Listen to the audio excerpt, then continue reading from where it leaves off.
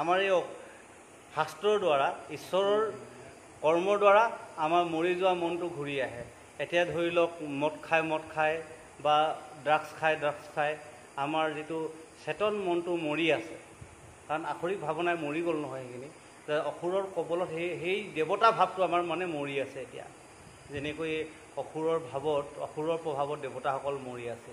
তো আমাৰ মনৰ মাজতো সেই আখৰিক ভাৱনাবিলাকে আমাৰ মনটোক মাৰি পেলাইছিলে। সেই মৰি যোৱা মনটোক পুনৰ আমি জীয়াব লাগিব। কেনেকৈ জীয়াম? হৰি নামৰ দ্বাৰা আমি হৰিনামৰ বল লৈ, ঈশ্বৰৰ নাম লৈ আমাৰ মন মগজৰ পৰা বলিৰূপী ভাৱবিলাক দূৰ কৰি এই নমুচিৰূপী অসুৰবিলাকক মাৰি এটাই পুনৰ আমি সেই আখৰিক ভাৱনাবিলাকক খেদি পেলাব লাগিব। যেনেকৈ ইন্দ্ৰই দেৱতাসকলক লৈ পেলাই খেদি দিছে, আৰু সেই খেদি দিয়াৰ দৰে খেদাৰ পিছত পুনৰ আমাৰ মন মগজলৈ ঈশ্বৰৰ কথা চিন্তা কৰি আমাৰ সেই যিখিনি মন পৰি গৈছিলে, পৰি যোৱা মনটো পুনৰ জগাই তুলিব লাগিব। কেনেকৈ জগাব লাগিব? যে মই এজন ভাল মানুহ হ'ম, পৃথিৱীত এজন পবিত্ৰতা হ'ম, আৰু সমাজৰ মাজলৈ ভাল এজন মোৰ মেছেজ পাব। কেনেকৈ পাব মোৰ ভাল মেছেজ? মোৰ যি খবৰ, আনে কেনেকৈ ভাল খবৰ পাব যে আমুক নামৰ মানুহজন মদ খাইছিল যদিও আজি পবিত্ৰতা হ'লে বৰ সুন্দৰ হ'ল। তো আমুক নামৰ মানুহজন ড্ৰাগছ খাইছিল যদিও আজি পবিত্ৰতা হ'ল। কেনেকৈ পাব এই মেছেজটো? আমি অনুভৱ কৰিব লাগিব যে এই খবৰ কেনেকৈ পাব। যেনেকৈ আঙ্গুলিমান, আমি যদি চাওঁ আঙ্গুলিমান, ৰত্নাকৰচোন দস্যু ৰত্নাকৰ আছিল। তেওঁ কিমান বেয়া কাম কৰি আছিল। নাৰদৰ বাণীৰে ৰত্নাকৰ পবিত্ৰতা হ'ল, পুনৰ ঈশ্বৰৰ নামলৈ আহিল, ৰাম নামলৈ আহিল, আৰু তেওঁ এজন বাল্মীকি মুনিলৈ পৰিৱৰ্তন হ'ল। দস্যু ৰত্নাকৰেও কিমান মানুহক মাৰি সেই আঙ্গুলিমানে কি কৰিছে, এফালৰ পৰা আঙুলিৰ মালা পিন্ধিছিলে। বুদ্ধদেৱক লগ পোৱাৰ পাছত আঙ্গুলিমান এজন পবিত্ৰতা বুদ্ধদেৱৰ ভিক্ষুক হৈ পেলাই সুন্দৰ এজন পবিত্ৰতা লোক হ'বলৈ পৰিৱৰ্তন হ'ল। তো আমাৰো মন মগজত এনেকুৱা কিছুমান যদি ভাৱনা আছিল, কিছুমান যদি লোক আছিলে, সেই সকলো লোকো পবিত্ৰতালৈ ঘূৰি আহিব পাৰিব যদি ঈশ্বৰৰ চৰণত নিজক অৰ্পণ কৰি এই বেয়া ভাৱনাবিলাকক দূৰ কৰি পবিত্ৰতাৰে নিজৰ জীৱনটোক ঘূৰাই নিব পাৰিব। আজি আমাৰ বেয়া লাগে কেতিয়াবা, আমাৰ লগৰ সমনীয়াৰ কাৰোবাৰ পুত্ৰ, কাৰোবাৰ ভাতৃ নহয় জানো, কোনোবা এজনে এনেকুৱা যদি বেয়া বস্তু খাই থাকে, আমাৰো বেয়া লাগে। আৰু নিজৰ ভাই বন্ধু যদি কোনোবা এনেকুৱা হৈ পেলাই অচেতন হৈ পৰি থাকে, তো আমাকতো বেয়া লাগে সেইবিলাক। গতিকে সমাজখনৰ, অসমৰ জনকল্যাণৰ কাৰণে, আমাৰ উঠি অহা প্ৰজন্মৰ পবিত্ৰতাৰ কাৰণে তেওঁলোকে এবাৰ ভাবিব লাগিব, আৰু আমিও ভাবিব লাগিব যে আমি কেনেকৈ একোজন পবিত্ৰতাৰ লোক হৈ পৃথিৱীৰ বাচক হৈ লওঁ। নামে আনন্দ পৰ্বতই পৃথিৱীৰ বাছ হ'ব, আৰু আনন্দ সোমাই যাব হৃদয়ত, হে কৃষ্ণ বুলি কৈছে। তেতিয়া আমি এই কৃষ্ণ ভাৱনাৰ আনন্দ জাগিত হ'ব মন মগজলৈ, সেইখিনিলৈ আমি ঘূৰি আহিব লাগিব। সেইকাৰণে হৰিনামৰ অমৃত পান কৰিলে এজন ভকত হ'লে মানে আপোনাৰ প্ৰকৃত যদি ভকত হয়, তেওঁতো কেতিয়াও বেয়া বস্তু খাবলৈ নাযায়, কেতিয়াও ৱাইন চাবলৈ নাযায়। তেওঁতো সন্ধিয়া সদায় নামঘৰত পুথি পঢ়িবলৈ আহিব, শাস্ত্ৰ পঢ়িবলৈ আহিব, কিতাপ চাবলৈ আহিব। কিতাপ পঢ়া মানুহজন, শাস্ত্ৰ পঢ়া মানুহজনটো কেতিয়াও বেয়া নহয়। আৰু ইয়াততো কোনো টকা পইচা খৰচ কৰিব নালাগে নামঘৰত, নহয় জানো? বিনা পইচাৰে, বিনা টকাৰে আমি ইয়াত ঈশ্বৰৰ নামত পবিত্ৰতা নাম গাই পেলাই আমি নিজক পবিত্ৰতালৈ ঘূৰাই নিব পাৰোঁ। আৰু বাকীবিলাক কৰ্ম কৰিবলৈ গ'লে আমাৰ টকা লছ, পইচা লছ, সমাজৰ মাজত মান সন্মানৰ লছ, হয়নে? কোনোবাই আকৌ পুলিচ বাহিনী ইত্যাদি আহি ধৰি নিব, সমাজৰ কাৰণে হানিকাৰক। তেনেকুৱা কৰ্ম কৰি পেলাই ইমান বেদনাৰ মাজত সোমাবলৈ কি দৰকাৰ আছে? তাৰ পৰিৱৰ্তে যদি আমি নামঘৰলৈ আহি পেলাই যদি হৰি নাম গাওঁ, বিনা পইচাত, বিনা হেৰিয়ত যদি ভগৱানৰ ওচৰলৈ আহোঁ, ভগৱানে বৰঞ্চ আমাক কি কৰে, পবিত্ৰতালৈ ঘূৰাইহে নিয়ে, মানুহ এজন ভাল হোৱাৰ সহায়হে কৰে। কিন্তু সেইখন কৰিবলৈ আমাৰ ইমান টান, সেইখন কৰিবলৈ আমাৰ কষ্ট পায়, গম পাইছেনে? এই কষ্ট কিয় পায়? এইখন কৰিবলৈ আমাৰ কষ্ট কিয় পায়? ইয়াৰ আটাইতকৈ ডাঙৰ ভুল কথাটো হৈছে আমাৰ মাজত প্ৰচলন হোৱা শব্দৰ বিসংগতি। আমাৰ মাজত প্ৰচলন হোৱা শব্দই আমাৰ উঠি অহা প্ৰজন্মক জনা নাই কি শব্দৰ কেনেকৈ কৰি তেওঁলোকক শুদ্ধ কৰিব লাগে। আজি কি কয়, আমাৰ এনেকুৱা কিছুমান কথা আছে কি, বেছিকৈ বোলে গীতা পঢ়িলে মানে, গীতা অধ্যয়ন কৰিলে মানুহজন সন্ন্যাসী হৈ যাব, গৃহ সংসাৰ এৰি দিব, বনাই ঘূৰি ফুৰিব, এনেধৰণৰ শব্দ কিছুমান কৈ দিয়াৰ লগে লগে সি বেমেজালত পৰি যায়, আহিবলৈ টান পায়, নহয় জানো?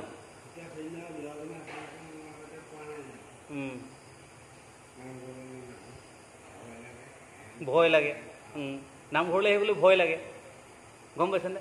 কিন্তু এতিয়াও যদি আমি প্ৰমাণ চাওঁ, ল'ৰা এটাক যদি যোৱাচোন আমুকৰ ঘৰৰ পৰা গাখীৰ এগিলাচ লৈ আহা বুলি ক'লে নোৱাৰেহি, লাজ কৰে। কিন্তু সেই দোকানৰ পৰা যোৱাচোন কেপি পেকেটটো লৈ আহ বুলি ক'লে টপ মাৰি দৌৰ মাৰি যাব, কেপি পেকেটটো লৈ আহিব। ভাল বস্তু আনিবলৈ লাজ কৰে। আমাৰ কি হয়, মন মগজৰ ভিতৰত এনেকুৱাকৈ এখন বেৰ দি দিয়া গৈছে, যিখন বেৰৰ কাৰণে আমাৰ সন্তানটোৱে আনন্দৰে বস্তুটো আনিবলৈ, গাখীৰ নামৰ বস্তুটো আনিবলৈ লাজ কৰে, আৰু কি কয় কেপি নামৰ পেকেটটো আনিবলৈ লাজ নকৰে। আমাৰ মনটো হ'ব লাগিছিলে গাখীৰ আনিবলৈ লাজ কৰিব নালাগে, কেপি আনিবলৈ লাজ কৰিব লাগে, নহয়নে? তো আমাৰ হ'ব কিন্তু বহুত লাজ লাগে দেই। এদিন এজনে ক'লে, যোৱাচোন চিগাৰেট লৈ আহিবা, কেপি লৈ আহিবা। মই নাজানো, এতিয়া চিগাৰেটৰ নামটো পাহৰি থাকিলোঁ, কেপি নামটো নাজানো, গম পাইছে? তেওঁ কেপি বুলি ক'লে, তাৰপিছত সম্পূৰ্ণ নাম নাজানো, মোক কেপি বুলি কোৱা নাই। মই তেতিয়াহে গম পাওঁ যে এই কমলা পচন্দ বুলি কৈছে, যোৱাচোন কমলা পচন্দটো লৈ আহ। মইতো নাজানো, পাছত ক'লে নহয় কেপি ক'লে হৈ যাব, দোকানীয়ে গম পাই যাব। তেতিয়াহে গম পাইছোঁ, কেপি বুলি কয়, তেতিয়াহে কমলা পচন্দ। তেতিয়া মানে কি হ'ল, এই বস্তু কেপি বুলি কয় বুলি কৈছে। আমাৰ লগৰ এজনে আনিব দিছিলে। তেতিয়া মই মনত ভাবিছোঁ যে কি নহওক, এইটো মোৰতো নিয়াৰ এইটো কোনো কথা নাছিল, কিন্তু সমনীয়াৰ বন্ধুত্বৰ কাৰণে প্ৰথমবাৰ নিছোঁ। কিন্তু সম্পৰ্কটো ৰক্ষা কৰিছোঁ। তাৰ পাছত কি হ'ল, সেই বন্ধুজন জানেনে, মোৰ লগত তেতিয়া আনিলোঁ, তেওঁ মোৰ লগত সম্পৰ্ক হ'ল, আৰু লাহে লাহে লাহে লাহে লাহে লাহে কথা পাতিলোঁ, হেৰি কৰিলোঁ। তেওঁ লাহেকৈ এতিয়া নোখোৱা হৈ থাকিলে নহয়, পাকে নাখায়, ত্যাগ কৰি দিলে। প্ৰথম দিনা কিন্তু মোৰ পৰাই লৈছিলে, আৰু তেওঁক মই কিন্তু অহংকাৰ নকৰোঁ, কৃষ্ণ কৰোঁ। তেওঁ এতিয়া মানে এৰি দিয়া হ'ল, নকওঁ বাৰু, গম পাইছেনে? তেওঁ এৰিলে, প্ৰায় এতিয়া তামোল খাবলৈ এৰি দিছে। কিমান পবিত্ৰতালৈ ঘূৰি আহিছে। আচলতে আমাক লাগে কি উঠি অহা প্ৰজন্ম পবিত্ৰতা হওক। সেইদিনা মই তেওঁক উদাহৰণ দিছোঁ যে এইজন মানুহ এনেকুৱা হৈ গৈছে। তো এই বস্তুটো মানে কি হ'ল, পবিত্ৰতাটো যে ঘূৰি আহিছে, সেয়াহে আমাক ধন্য, যে আমাৰ যে এই যে মনটো আছিলে তেওঁ ভাগৰ কেনেকুৱা, আৰু আগতে গৈছিলে ক'ত, এতিয়া ঘূৰিছে ক'ত। মানে এই বলি অসুৰ নামৰ বস্তুটোক আমাৰ মানে মনৰ ভাৱনা জাগিত হয়, আখৰিক ভাৱনাবিলাক বোধ কৰিব লাগিব। এতিয়া আমাৰ কি হৈছে, ইন্দ্ৰ এতিয়া কি হৈছে, পবিত্ৰতা হৈ গৈছে। তাৰমানে গোটেই দেৱতাসকলে আনন্দ কৰিছে, হাঁহিছে, জাগিছে, গম পাইছেনে? উঠি একদম পূৰা আনন্দ কৰিছে। সকলোৰে যিসকলৰ মাথা ফাটি গৈছিলে, সেইসকল পুনৰ জীয়াই গৈছে অমিতৰ নয়নে। আমাৰ মন মগজত থকা পবিত্ৰতাৰ ভাৱবিলাক পুনৰ এটি পবিত্ৰতাৰ কোষ জীয়াই উঠিছে। আমি চুলাই খাওঁতে, মদ খাওঁতে আমাৰ চেলবিলাক বেয়া হৈছিলে। আপুনি কেতিয়াবা চাদা খাই প্ৰমাণ কৰিবচোন। আগতে কি হ'ল, কিছুমান লোকে চাদা খায়, চাদা খোৱাৰ পাছত কি হয়, প্ৰথম আৰম্ভ যেতিয়া কৰে ব্ৰেইনটোৱে কাম নকৰে, ৰিঙাই নহয়, মূৰটো ঘূৰাই, চকৰ লাগে, বমি কৰি যায় কিছুমানে, হয় নহয়, বমি কৰি যায়, ৰিঙাই। সেই ৰিঙনিটোৰ এবাৰ হওক, দুবাৰ হওক, তিনিবাৰ সদায় কৰোঁতে সেই ঠাইত দি পেলাই তেওঁ ৰিঙনিটো যদি নানে, তেনেহ'লে কি হয়, তেওঁ সেইদিনা ভাল নালাগে। গতিকে তেওঁ ৰিঙনিটো আনিবৰ কাৰণে পুনৰ চাদাটোপা খায়। কথাটো গম পাইছেনে? কি হ'ল, পোনপ্ৰথমে তেওঁ ব্ৰেইনৰ যি নাৰ্ভকেইডাল আছিল, পবিত্ৰতা আছিল, মন মগজটো পবিত্ৰতা আছিল, সেই মগজলৈ গৈ থকা আমাৰ স্নায়ু কোষবিলাক সতেজ হৈ আছিল। যেতিয়া চাদা দি দিলোঁ, আমাৰ মন মগজলৈ যোৱা সেই যিটো কোষ, সেই কোষৰ চামনিটো মৰি গৈছে। মৰোতে আমাৰ মানে এটা হিমিত হৈ গ'ল। আৰু যেতিয়া চাদাটো দিওঁ, সেই হিমিতটো ভাল লাগে। যেতিয়া আমি যিদিনাই চাদাটো নিদিওঁ, সেই কোষখিনি আকৌ জীয়াই উঠিব বিচাৰে, তেতিয়া আমাৰ মনটো আকৌ কি হয়, যেতিয়া কোষখিনি জাগ্ৰত হৈ যায়, কিবা ভাৱ এটাতো জাগিবই, আকৌ চাদাকণ দি পেলাই সেইকেইটাক আকৌ মাৰি দিয়ে। যিদিনাই এৰিব, সেইদিনাই গম পাব যে মই কি এৰি দিলোঁ, চাদাকণ এৰিলেই গম পাব যে এজন পবিত্ৰতা ভকত হ'বলৈ হ'লে মুখত অপবিত্ৰ বস্তু থাকিব নালাগে। আজিকালি আমি যিবিলাক ভাগৱত ব্যাখ্যা কৰা কিছুমান লোকৰ দেখোঁ, মুখত তামোল ভৰি থাকে, চাদা ভৰি থাকে। এজন প্ৰকৃততে ঈশ্বৰৰ নাম ব্যাখ্যা কৰা মানুহ এজন নিৰ্ভীক হ'ব লাগিব, মুখত এটি হ'লেও বস্তু থাকিব নালাগিব, যাতে তেওঁৰ মুখৰ পৰা ওলোৱা প্ৰত্যেকটো বাণী ঈশ্বৰৰ নামৰ প্ৰকাশিত হৈ যাব লাগিব। তামোল এখন ভৰাই হ'লেও যাতে আমি গাব নালাগিব, চিগাৰেট ৰাখি হ'লেও আমি যাতে গাব নালাগিব, তেনেকুৱা পবিত্ৰ হৈছে। এতিয়া কি হ'ল, সেইকাৰণে মুণ্ডবিলাক পুনৰ জইন হৈছে, অমৃত নয়নে চাইছে, আমাৰ কোষবিলাক পুনৰ জাগিত হৈ উঠিছে। এইখিনি জাগি যোৱা বুলি কৈছে। সেইকাৰণে দেৱতাসকলৰ পুনৰ জীয়াই গৈছে, শৰীৰৰ দেৱময় ভাৱবিলাক জীয়াই উঠিছে। ঐৰাৱতে চৰি ইন্দ্ৰে দেৱতাৰ নাহে স্বৰ্গ কচলিয়া গৈলা পৰম উচাখে দিব্য ক্ষেত্ৰ ছত্ৰ ধৰি ক্ষীৰে তুলিলন্ত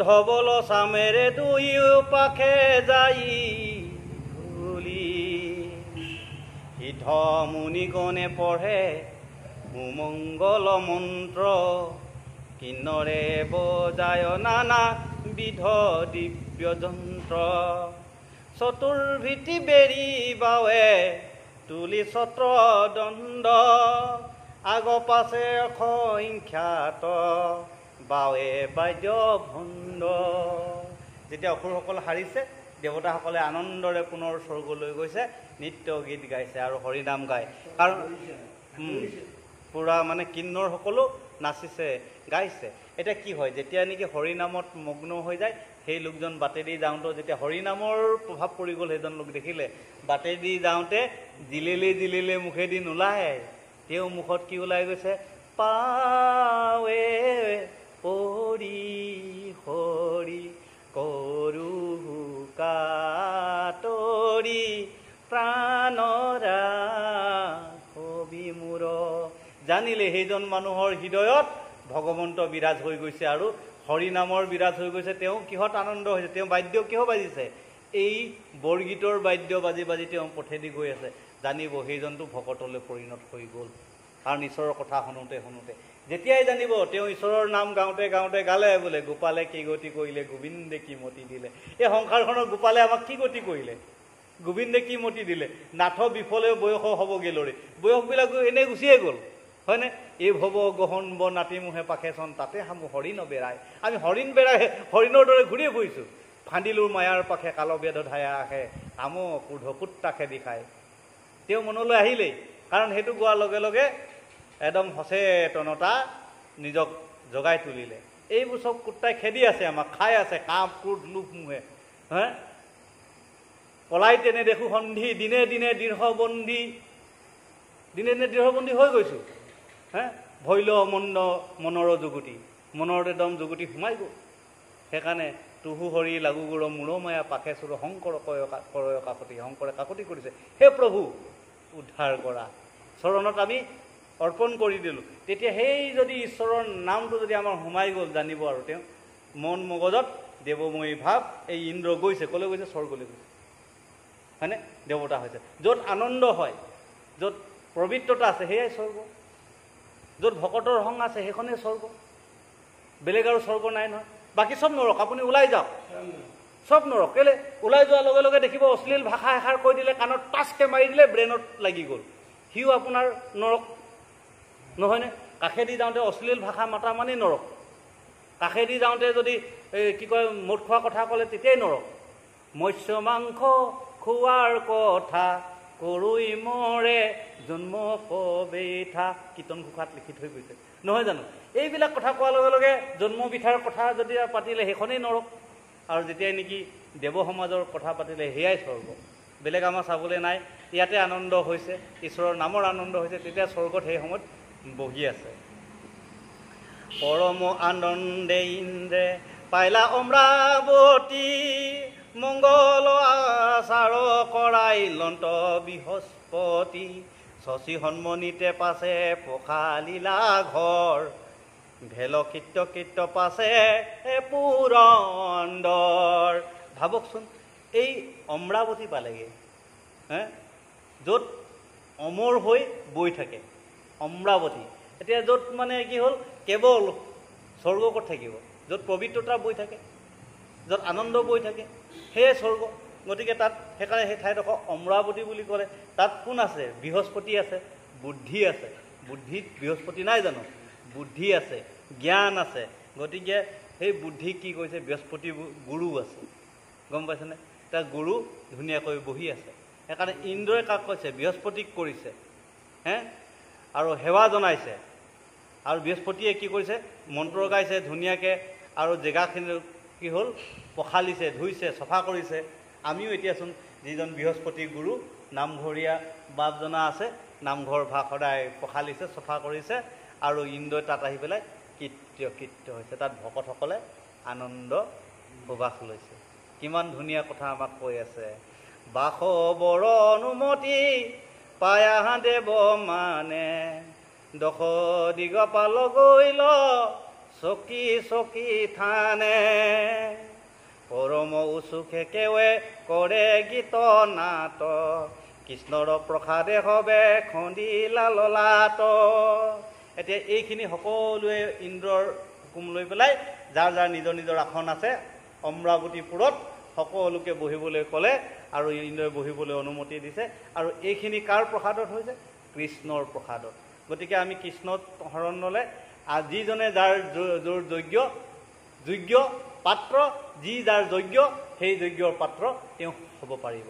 তো কৃষ্ণৰ অনুমতি, সেইকাৰণে কৃষ্ণত কি কৰিছে? শৰণ ল'বলৈ কৈছে আমাক। নিজেই এই নামৰ যজ্ঞ সৃষ্টি হৈ যাব। সেইকাৰণে আমাক শৰণ ল'লে নাম যজ্ঞ এনেই হৈ যায়। বেলেগকৈ আকৌ হোম পুৰি ওম ক্ৰোম ক্ৰীম কিম কিবা যজ্ঞ কৰিব নালাগে। হৰি নামত সোমালে নিজেই নামৰ যজ্ঞ সৃষ্টি হৈ যাব। কেৱল আমি নাম গাব লাগে। কৃষ্ণ কৃষ্ণ নাম, কৃষ্ণ কৃষ্ণ ৰাম, কৃষ্ণ কৃষ্ণ হৰি হৰি, কৃষ্ণ কৃষ্ণ ৰাম। এই ৰামৰ সোঁত, কৃষ্ণৰ সোঁত আমাৰ মন মগজত ভৰাই দিলে ইয়েই প্ৰকৃত যজ্ঞ হৈ যাব। আৰু সেইকাৰণে আমাক কৈছে নহয়, অলপ আগত আমি আহি থাকোঁতে আপুনি গাই আছিলে, হয়নে? কি গাইছিলে? অঁ, কিমান ধুনীয়াকৈ গাইছে। হৰিত হৰণ লয়া যিটো জন, হৰিৰ চৰিত্ৰ সবৰ্ণ কীৰ্তন কৰে।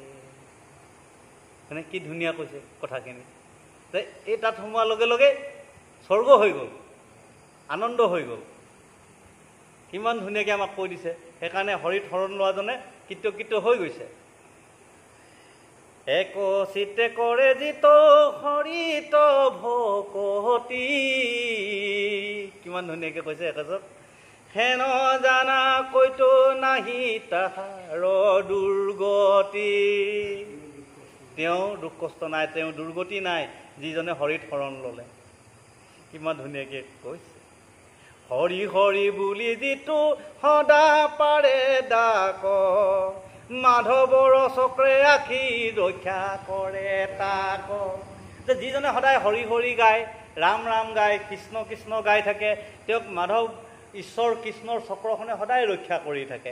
আৰু তাৰ পাছতো কি কয়? ফুলং দেহি যজ্ঞং দেহি স্বাহা, এইবিলাক কৈ ধনং দেহি, এইবিলাকৰ পিছত ঘূৰি ফুৰে।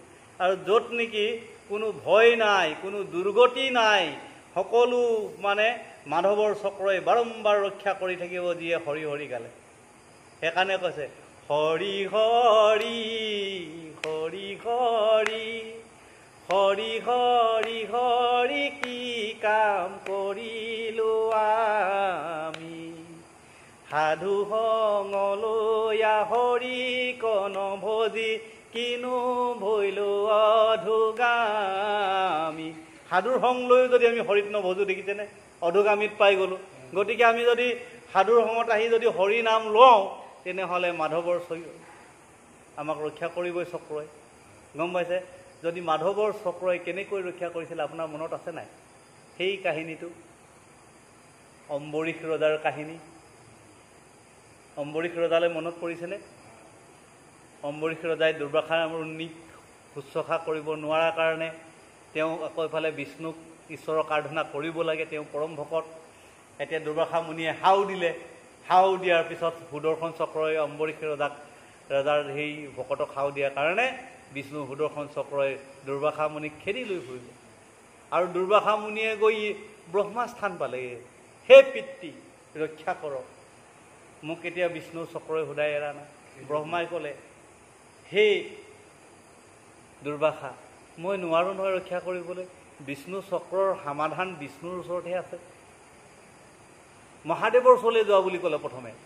ব্ৰহ্মাই ক'লে মই নোৱাৰোঁ, ইয়াৰ সমাধান মহাদেৱে পাৰিব, তালৈ যোৱা। মহাদেৱৰ ওচৰলৈ গ'ল। মহাদেৱে ক'লে মই ইয়াৰ সমাধান নোৱাৰোঁ, বিষ্ণু চক্ৰৰ সমাধান বিষ্ণুৱে পাৰিব।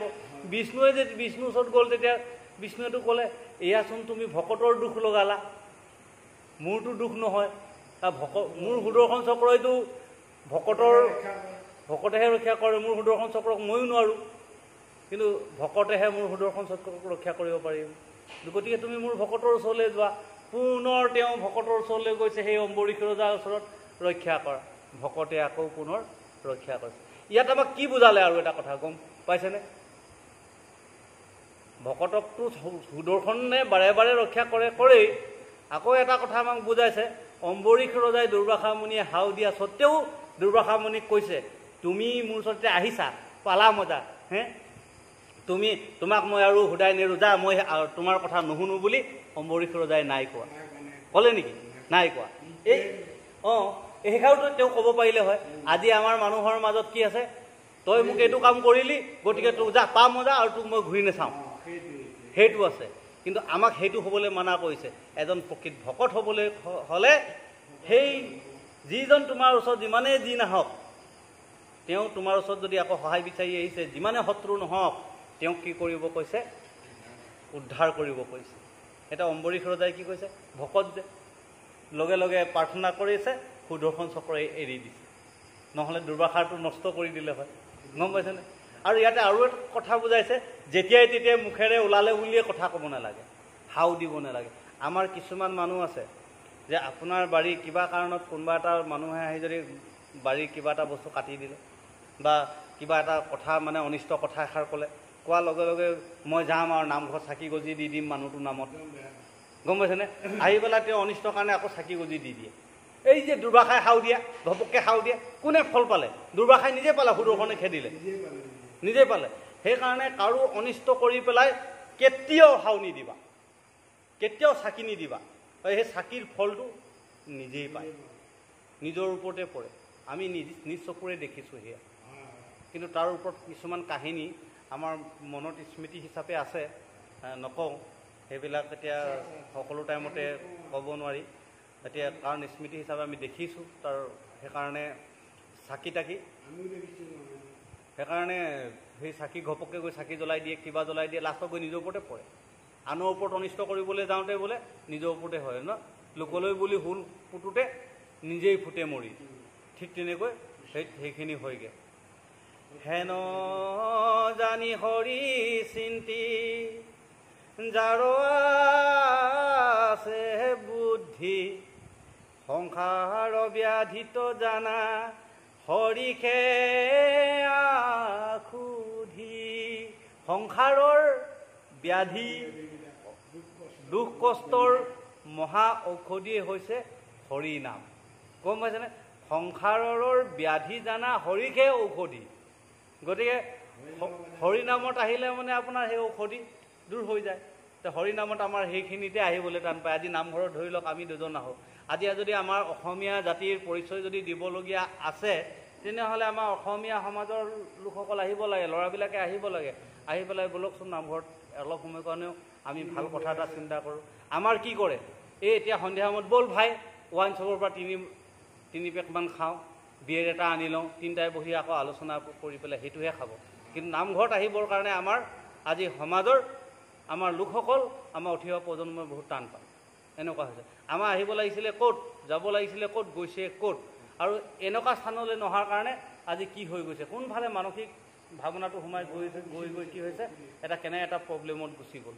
আমাৰ অসমীয়া সমাজখন হেৰাই গ'ল, দানৱ ৰাজ্য হৈ গৈছে। আজি ভূপেন হাজৰিকাই কোৱা সেই কথাষাৰ আখৰে আখৰে ফলিয়াইছে, হয়নে? অসম ৰখাতলৈ যাব যদি নিজক নিচিনে। এই কথাষাৰ আখৰে আখৰে হৈ গৈছে। কৃষ্ণৰ কিংকৰে কহে শংকৰে যুগুতি, বোলা হৰি হৰি হুক সবাৰো মুকুতি, হৰি ৰাম ৰাম।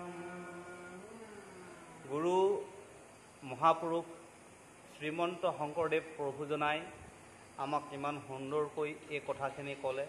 বলি বোধ হ'ল, তাৰপিছত স্বৰ্গস্থানত কেনেকৈ ইন্দ্ৰ বহিলে, ইন্দ্ৰ বহাৰ পিছত আমাৰ সংসাৰৰ মোহ ঔষধি কি তাকো বুজালে। তাৰ মানে এজন লোক কেনেকৈ পবিত্ৰতা হ'ব পাৰে, এজন লোক কেনেকৈ সংসাৰৰ তৰি পেলাই পবিত্ৰ ৰূপেৰে থাকিব পাৰে, সেইখিনি কথাও আমাক গুৰুজনাই বুজাই থৈ গ'ল। এজন সুন্দৰ সুঠাম লোক কেনেকৈ আমি হ'ব পাৰোঁ তাৰো উপায় আমাক দি গ'ল। এই আখৰিক ভাৱনাসমূহ কেনেকৈ মৃত্যু হ'ল আৰু এই অসুৰবিলাক মৃত্যু হোৱাৰ পিছত আমাৰ মন মগজত পুনৰ কেনেকৈ আমাৰ এই কোষসমূহ পুনৰ জাগিত কেনেকৈ হ'ল তাৰ ওপৰতো সুন্দৰকৈ আমাক বিজ্ঞানসন্মত উদাহৰণে গুৰুজনাই আমাক দি থৈ গৈছে। সেয়েহে কওঁ যে এই ধৰণৰ কথা, বিজ্ঞানসন্মতৰ কথা, কোষসমূহ জীয়াই ৰাখিবলৈ হ'লে, স্বৰ্গত যদি আনন্দৰে সদায় বাস কৰিবলগীয়া আছে, তেনেহ'লে হৰিনামলৈ আহক, হৰিনাম শুনক, ঈশ্বৰৰ কথা চৰ্চা কৰক, নামঘৰলৈ আহক, নামঘৰ জীয়াই ৰাখক। অসমীয়া কৃষ্টি পূৰ্ণতা বস্তুৱে হৈছে নামঘৰ। গতিকে নামঘৰ জীয়াই ৰখাত আমাৰ অসমীয়া সমাজে সদায় সহায় কৰিব লাগে আৰু উঠি অহা প্ৰজন্মই যিমান পাৰে নামঘৰলৈ আহি নামঘৰভাগ জীয়াই ৰখাত যেন সহায় কৰিব লাগে। তাৰেই আমাৰ সবৰো গুৰুজনাৰ এই কথাৰ যোগেদি আমাৰ সবৰো এটি চিন্তা আগবঢ়ালোঁ। কৃষ্ণ ও হৰি ও ৰাম। কৃষ্ণ দোহাই দিওঁনে বাপ?